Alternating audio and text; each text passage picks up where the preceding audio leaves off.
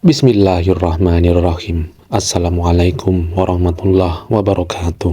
Teman-teman sekalian, viral di media sosial, Syekh asal Arab Saudi, Syekh Hasim Al-Hakim, saat hendak mengisi pengajiannya di salah satu masjid di Indonesia, terheran dengan apa yang dilakukan oleh para jamaah masjid yang berada di situ, yaitu para jamaah membaca surah Al-Fatihah saat hendak memulai pengajian. Dan lantas hal itu pun membuat Syekh Hasim mengomentari dan menjelaskan bahwasanya hal tersebut adalah amalan yang tidak sesuai sunnah dan hendaknya untuk ditinggalkan.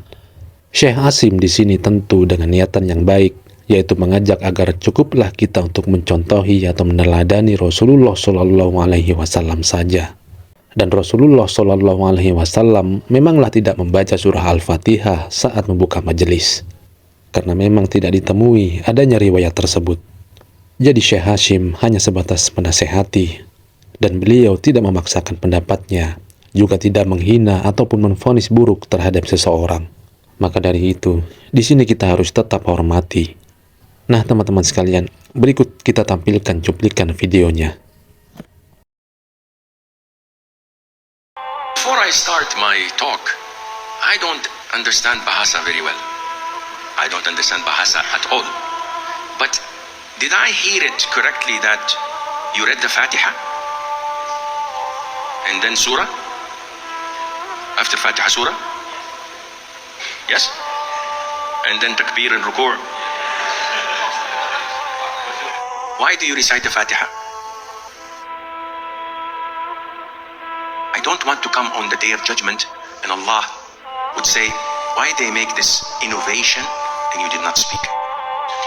Ever in the books of Sunnah had the Prophet ﷺ recited the Fatiha like this? Yes or no? Never. You know more than him? No, I don't. So this is why I have to clear my conscience, so that on the day of judgment I told them, Khalas, I go. So it is not Sunnah. In Arabia, when we have marriage contract or engagement, Bismillah al-Fatiha, and nobody knows they're reading the Fatiha or not.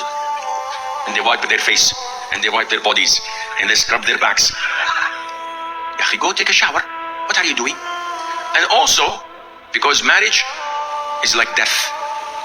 When someone is dead, he said, oh, Abdullah is dead. Read the Fatiha. And they read the Fatiha. This is not from Islam. Fatiha is recited in the Salat, the greatest surah. Fatiha is recited in Ruqya, as in Sahih al-Bukhari of Abu Sa'id al-Khudri's hadith. This is Ruqya. I have illness in my throat.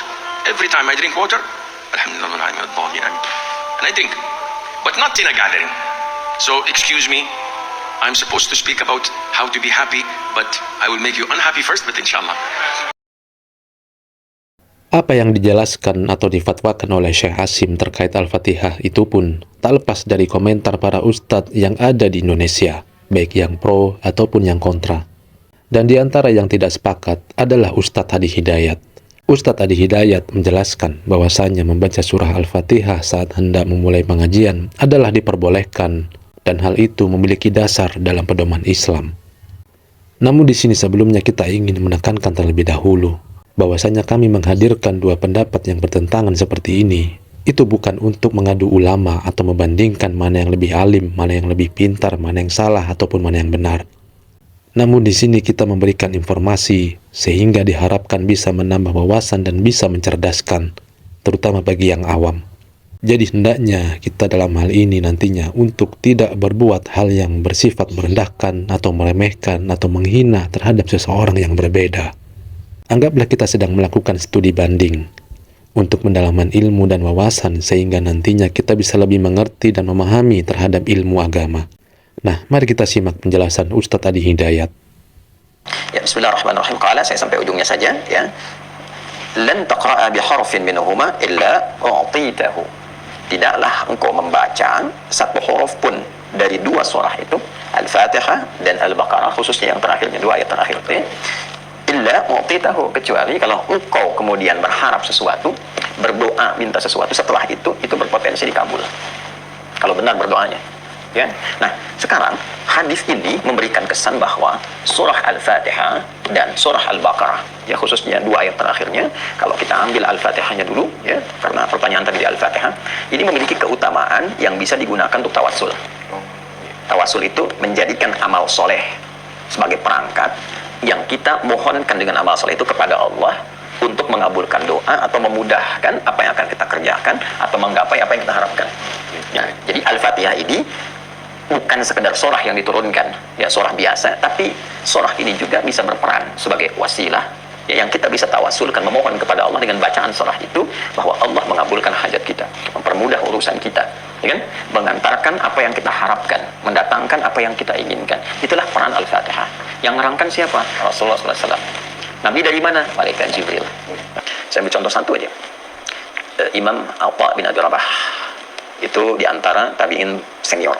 Imam Atha bin Abi Rabah itu muridnya sahabat Abdullah bin Abbas radhiyallahu taala anhuma, Jabir bin Abdullah radhiyallahu taala anhuma, kemudian Abdullah bin Zubair radhiyallahu taala anhu. Itu muridnya, itu murid mereka diantara Imam Atha bin Abi Rabah, muftinya Mekah, khususnya dalam urusan haji dan umrah. Nggak ada orang jemaah haji, jemaah umrah bertanya persoalan semua seputar itu kecuali pada beliau.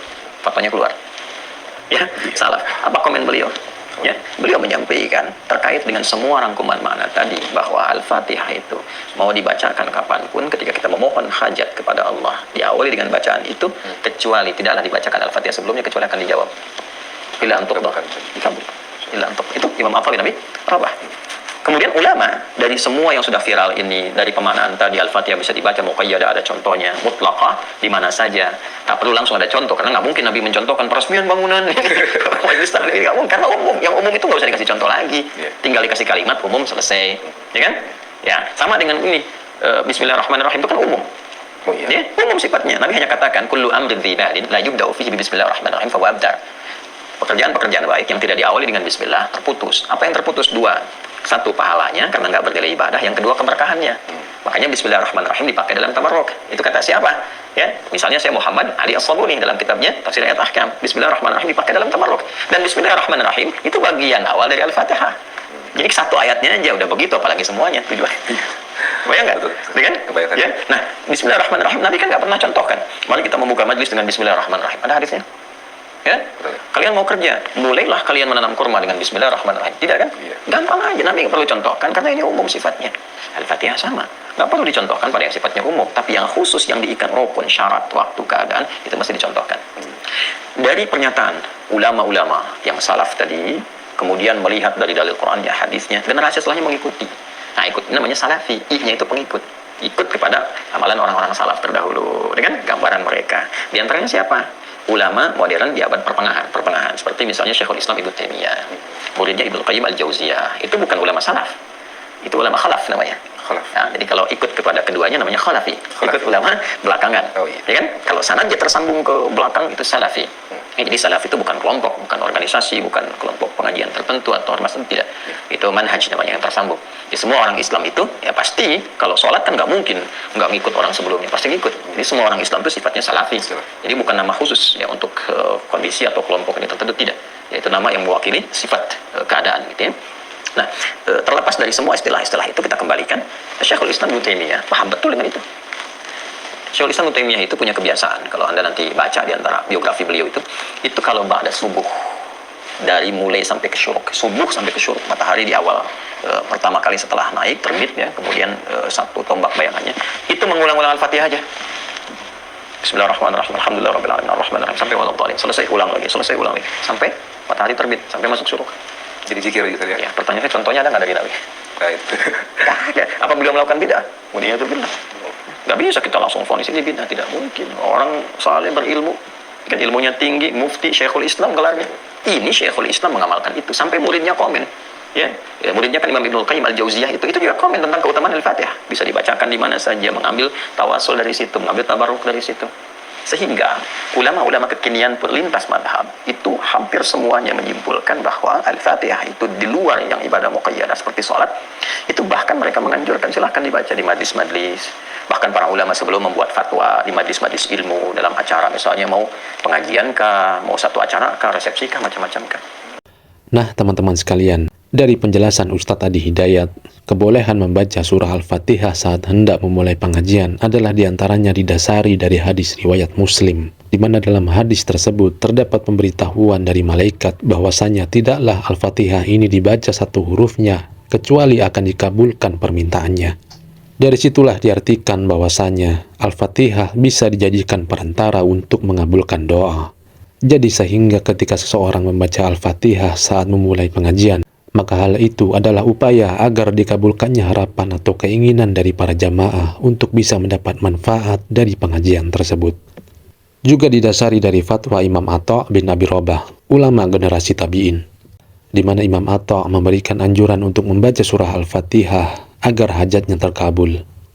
Nah, jadi teman-teman sekalian, bagi yang mengamalkan membaca surah Al-Fatihah di berbagai keadaan dengan tujuan agar keinginannya tercapai, maka itu bagus dan semoga Allah mengabulkan dan memberi balasan yang terbaik. Hal itu sesuai dengan apa yang difatwakan Imam Atha bin Abi Rabah, ulama generasi tabi'in, juga berkesesuaian dengan hadis riwayat Muslim, di mana di dalamnya terdapat keterangan bahwasanya tidaklah dibaca satu huruf dari Al-Fatihah ini kecuali keinginannya akan dikabulkan oleh Allah Subhanahu wa Ta'ala. Dan bagi yang tidak mengamalkan membaca surah Al-Fatihah karena cuma ingin mencontoh dan meneladani Rasulullah SAW saja dalam membaca Al-Fatihah, maka itu pun juga tentu sangat baik, karena Allah sendiri menyatakan dalam Al-Quran bahwasanya dalam diri Rasulullah SAW terdapat suri tauladan yang baik bagi manusia. Jadi Rasulullah SAW adalah teladan yang baik bagi kita. Nah, semoga bisa diambil pelajaran dan bermanfaat. Wassalamualaikum warahmatullahi wabarakatuh.